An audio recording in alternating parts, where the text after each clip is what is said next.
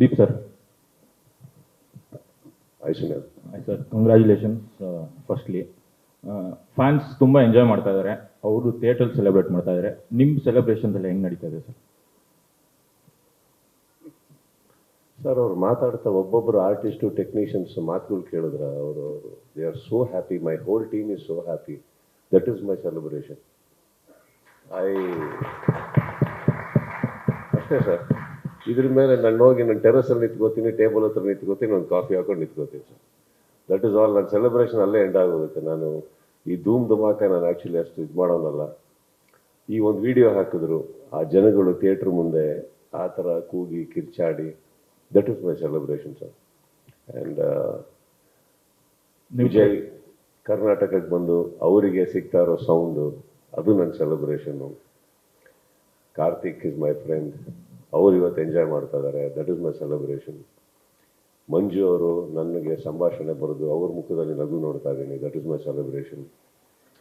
ಪ್ರತಿಯೊಬ್ಬರು ಸರ್ ಕೂತಿರೋರು, ನಾನು ಶೇಖರ್ ಚಂದ್ರ ಇವತ್ತು ಬೇರೆ ಬೇರೆ ರಾಜ್ಯಗಳಲ್ಲಿ ಡಿ ಒ ಪಿ ಯಾರು ಅಂತ ಕೇಳ್ತಾರೆ, that is my celebration. And ಎಲ್ಲದಕ್ಕಿಂತ ಹೆಚ್ಚಾಗಿ ನನ್ನ ಫ್ರೆಂಡ್ ಸರ್ಕಲ್ ಅಂತ ಏನಿದೆ ಸರ್, ಸ್ವಲ್ಪ ದೊಡ್ಡದಾಗಿದೆ ಈಗ. That is my celebration sir. ಈಗ ಫ್ರೆಂಡ್ ಸರ್ಕಲ್ ಹೇಳಿದ್ರೆ, ಈ ಫ್ರೆಂಡ್ಸ್ ನಿಮ್ಮ ಖುಷಿಯಿಂದ ಕೇಕ್ ಕಟ್ ಮಾಡಿಸಿದ್ದು ದೊಡ್ಡ ನ್ಯೂಸ್ ಆಗ್ತಾ ಇದೆ ಸರ್. ಫ್ರೆಂಡ್ಸ್ ಬಂದು ನೀವು ಅವ್ರ ಖುಷಿ ಹಂಚ್ಕೊಳ್ಳೋದು ಯಾವ ವಿಷಯಕ್ಕೆ ಹೋಗ್ತಾ ಇದ್ದೀರಿ ಹೇಳಿ? ಡೈರೆಕ್ಟಾಗಿ ಬನ್ನಿ, ಪರವಾಗಿಲ್ಲ. ನಿಮ್ಗೇನಾದ್ರು ಇದ್ರೆ ಡೈರೆಕ್ಟಾಗಿ ಕೇಳಿ. ಯಾಕಂದರೆ ಇಂಡೈರೆಕ್ಟಾಗಿ ಟಾಂಟ್ ಕೊಡೋನು ನಾನಲ್ಲ, ನನ್ನ ಸ್ನೇಹಿತರು ಅಲ್ಲ. ಅದು ಯಾವುದೋ ಒಂದು ವಾಹಿನಿ ಆ ಥರ ಮಾತಾಡಿದ್ರು ಅಂತ ಮಾತಾಡೋಕ್ಕೆ ತಪ್ಪಾಗ್ಬಿಡುತ್ತೆ ಸರ್. ಎಲ್ಲರಿಗೂ ಇವತ್ತು ಉಪಸ್ಥಿತಿ ಇದ್ದರೆ ಮಾಧ್ಯಮ ಮಿತ್ರರಿಗೆ ನಾನು ಒಂದು ಮಾತು ಹೇಳೋಕ್ಕೆ ಇಷ್ಟಪಡ್ತೀನಿ. ನನ್ನೊಬ್ಬ ಸ್ನೇಹಿತ ಬೆಳಗ್ಗೆ ಚಿತ್ರಮಂದಿರಕ್ಕೆ ಹೋಗ್ತಾನೆ. ಹೋಗ್ಬಿಟ್ಟು ಅವ್ರು ಹೇಳ್ತಾರೆ, ಈ ಮಾತನ್ನ ಯಾಕೆ ಹೇಳ್ತಾ ಇದ್ದೀನಿ ಅಂದರೆ, ನನ್ನ ಹುಡುಗ ಸರ್, ಅವನಿಗೇನಾದ್ರು ತೊಂದರೆ ಆದರೆ ಫಸ್ಟ್ ಎದೆ ಕೊಟ್ಟು ಎದುರುಗಡೆ ನಿಂತ್ಕೊಳ್ಳೋದು ನಾನು, ಆಮೇಲೆ ಅವನಿಗೆ ತೊಂದರೆ ಆಯಿತು. ಓಕೆ, ಅವನೊಂದು ಮಾತು ಹೇಳ್ತಾನೆ, ಇವತ್ತಿಂದ ಕಿಚ್ಚ ಬಾಸ್ ಅಂತ ಕರೆಯೋದು ನಿಲ್ಲಿಸಿ ಕಿಚ್ಚ ಮಾಸ್ ಅಂತ ಕರೀರಿ ಅಂದ್ಬಿಟ್ಟು ಅದನ್ನೇ ಕೇಕ್ ಮೇಲೆ ಹಾಕೊಂಡು ಬರ್ತಾರೆ. ಅದನ್ನು ಒಂದು ವಾಹಿನಿ ಏನು ಮಾಡ್ತಾರೆ, ಯಾರಿಗೋ ಟಾಂಟ್ ಕೊಟ್ರ ಕಿಚ್ಚ, ಇದಾದ್ಮೇಲೆ ಏನಾಗುತ್ತೆ, ಸಪೋಸ್ ಯಾರ್ದೋ ಫ್ಯಾನ್ಸ್ಗಳು ಅವ್ರಿಗೆ ಥ್ರೆಟನ್ ಮಾಡಿ ಅವ್ರಿಗೆ ಏನಾರು ಹೆಚ್ಚು ಕಮ್ಮಿ ಮಾಡಿದ್ರು ಅನ್ಕೊಳ್ಳೋಣ, ಅದಕ್ಕೆ ನಾ ಬಿಡಲ್ಲ. ಮಾಡಿದ್ರು ಅನ್ಕೊಳ್ಳೋಣ, ಆ ವಾಹಿನಿ ಜವಾಬ್ದಾರಿ ತೊಗೊತಾರ ಸರ್. ಯಾಕಂದರೆ ಫಸ್ಟ್ ಸ್ಟಾರ್ಟ್ ಮಾಡಿದವ್ರೆ. ಈ ಪರ್ಸ್ಪೆಕ್ಟಿವ್ ಇಲ್ವಲ್ಲ ಸರ್. ಇವಾಗ ಫಾರ್ ಎಕ್ಸಾಂಪಲ್ ಅವ್ರು ಯಾವ ವಾಹಿನಿಯವರು ಇದನ್ನು ಮಾಡಿದ್ರು, ಅವ್ರ ಯಜಮಾನಂಗಂತ ಅವ್ರ ಯಜಮಾನರಿಗೆ ಕರೆಯೋದು ಬಾಸ್ ಅಂತಾನೆ ಅಲ್ವಾ? ನಾನು ಹಂಗಾರೆ ಅವ್ರ ಬಾಸಿಗೆ ಹಾಕಿದ್ನ ಕೇಕ್ ಮೇಲೆ? ಯಾರು ಸರ್? ಈಗ ನಾನು ನನ್ನ ತಂದೆ ಕರೆಯೋದು ಸರ್. ಚಿತ್ರರಂಗದಲ್ಲಿ ಯಶ್, ದರ್ಶನ್, ಧ್ರುವ, ಉಪ್ಪಿ ಸರ್, ಇನ್ನೊಬ್ಬರು ಶಿವಣ್ಣ, ಪ್ರತಿಯೊಬ್ಬರು ಸರ್, ಎಲ್ಲ ಸೇರಿದ್ರೇ ಒಂದು ಕನ್ನಡ ಚಿತ್ರರಂಗ ಸರ್. ಎಲ್ಲ ಸೇರಿದ್ರೇ ಸರ್. ಇದೇ ಒಂದು ವಾಹಿನಿಯಲ್ಲಿ ನಾನು ಕೂತ್ಕೊಂಡು ಮಾತಾಡ್ಬೇಕಾದ್ರೆ ಹೇಳಿದ್ದೆ, ಇದೇ ದರ್ಶನ್ ಅವರ ಫ್ಯಾನ್ಸ್ ಬಗ್ಗೆ ಬಂದಾಗ ನಾನೇ ಹೇಳಿದ್ದೆ, ಫ್ಯಾನ್ಸಿಗೆ ಬೈಯಕ್ಕೆ ಹೋಗಬೇಡಿ, ಅವ್ರಿಗೆ ಗೊತ್ತಾಗ್ತಾ ಇಲ್ಲ ಏನು ಮಾಡಬೇಕು ಅಂತ, ನೋವಲ್ಲಿದ್ದಾರೆ ಅವರು ಅಂತ. ಇದೇ ನಾನು ನನ್ನ ಬಾಯಾರೆ ಹೇಳಿದ್ಮೇಲೆ ನಾವು ಯಾಕೆ ಸರ್ ಟಾಂಟ್ ಕೊಡೋಣ? ನಾವೆಲ್ಲ ಬಹಳ ಚಿಕ್ಕವರು ಸರ್. ನಾವೆಲ್ಲ ಚಿತ್ರರಂಗನ ಇವತ್ತು ಚಿತ್ರರಂಗ ಕೊರಗ್ತಾ ಇದೆ, ಬೆಳಿಗ್ಗೆಂದು ನೋವಲ್ಲಿದೆ ಅಂತ ಹೇಳಬೇಕಾದ್ರೆ ನಾವೆಲ್ಲ ಕಷ್ಟಪಟ್ಟು ಸಿನಿಮಾ ಉಳ್ಸಕ್ಕೆ ಹೋಗೋಣ, ಈ ಥರ ಪ್ರಶ್ನೆಗಳಿಗೆ ಉತ್ತರ ಕೊಟ್ಕೊಂಡು ಕೂತ್ಕೊಳ್ಳೋಣ ಹೇಳಿ? ಯಾಕೆ ಕೊಡಬೇಕು ಟಾಂಟ್? ನಾವು ಏನು ಸಿಗುತ್ತೆ ಇದರಲ್ಲಿ ನಮಗೆ? ನಾವೆಲ್ಲ ಏನು ಛತ್ರಪತಿಗಳ, ನಾವೇನು ಚಕ್ರವರ್ತಿಗಳ ಸರ್? ವಯಸ್ಸಾಗಿ ನಾವು ಹೋಗೋರೆ ಒಂದಿನ.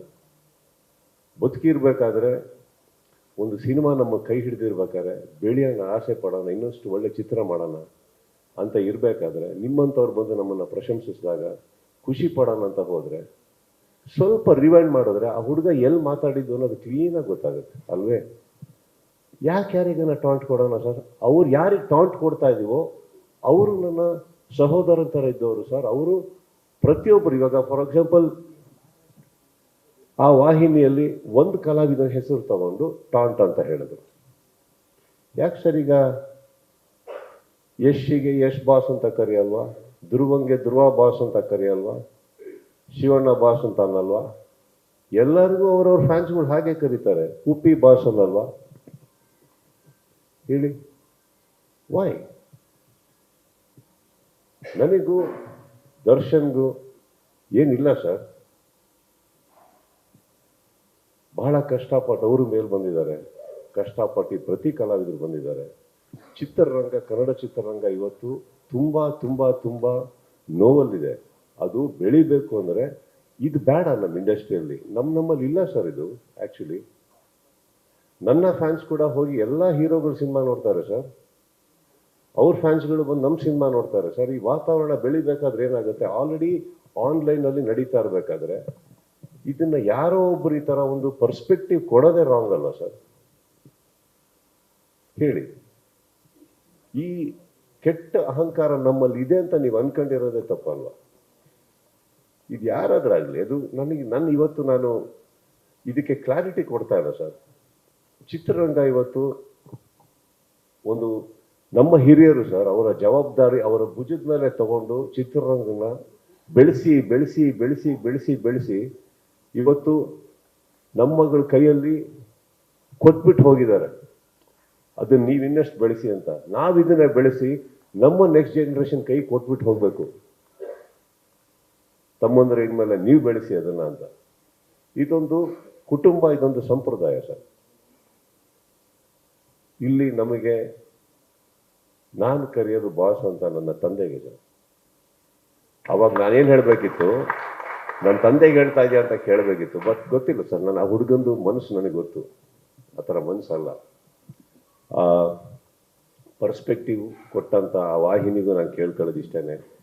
ನಾವು ನೀವು ಡೈಲಿ ಮುಖ ನೋಡ್ಕೋತಾ ಇರಬೇಕಾಗುತ್ತೆ, ಪ್ರೀತಿನ ಮಾತಾಡ್ತಾ ಇರಬೇಕಾಗುತ್ತೆ. ನಿಮ್ಮಲ್ಲೂ ಆ ಭೇದ ಭಾವ ಬೇಡ, ನಮ್ಮಲ್ಲೂ ಬೇಡ ಸರ್. ತುಂಬ ವರ್ಷಗಳು ನಾವೆಲ್ಲ ಒಟ್ಟೊಟ್ಟಿಗೆ ಪ್ರಯಾಣ ಮಾಡ್ಕೊಂಡು ಇಲ್ಲಿವರೆಗೆ ಬಂದ್ಬಿಟ್ಟಿದ್ದೀವಿ ಅಂದಮೇಲೆ ಅಲ್ಪ ಸ್ವಲ್ಪ ನಿಮ್ಮ ಬಗ್ಗೆ ನನಗೆ ಗೊತ್ತು, ನನ್ನ ಬಗ್ಗೆ ನಿಮಗೆ ಗೊತ್ತು, ಎಲ್ಲರ ಬಗ್ಗೆನೂ ಗೊತ್ತಿರ್ಬೇಕಾದ್ರೆ I think these are all very petty things we should let go. Kannada ಚಿತ್ರರಂಗ ಮುಖ್ಯನಾ ಅಥವಾ ಇದ್ರಲ್ಲಿ ನೀನಾ ನಾನಾ ಅನ್ನೋದು ಮುಖ್ಯನಾ ಸರ್? ಇದು ಯಾವುದು ಮುಖ್ಯ ಅಲ್ಲ. Thank you. ಅಗೇನ್ ಇದಕ್ಕೆ ಉತ್ತರ ಕೊಟ್ಟನಲ್ಲ ಸರ್. ಇದೇನಕ್ಕೆ ಕೊಟ್ಟೆ ಅಂದರೆ, ನನಗೆ ಗೊತ್ತು ಈ ವೇದಿಕೆ ಮೇಲೆ ನೆಸೆಸಿಟಿ ಇಲ್ಲ. ಬಟ್ ಏನಕ್ಕೆ ಅಂದರೆ ಒಂದು ಕ್ಲಾರಿಟಿ ಮಾಡೋಣ ಸರ್. We should clear.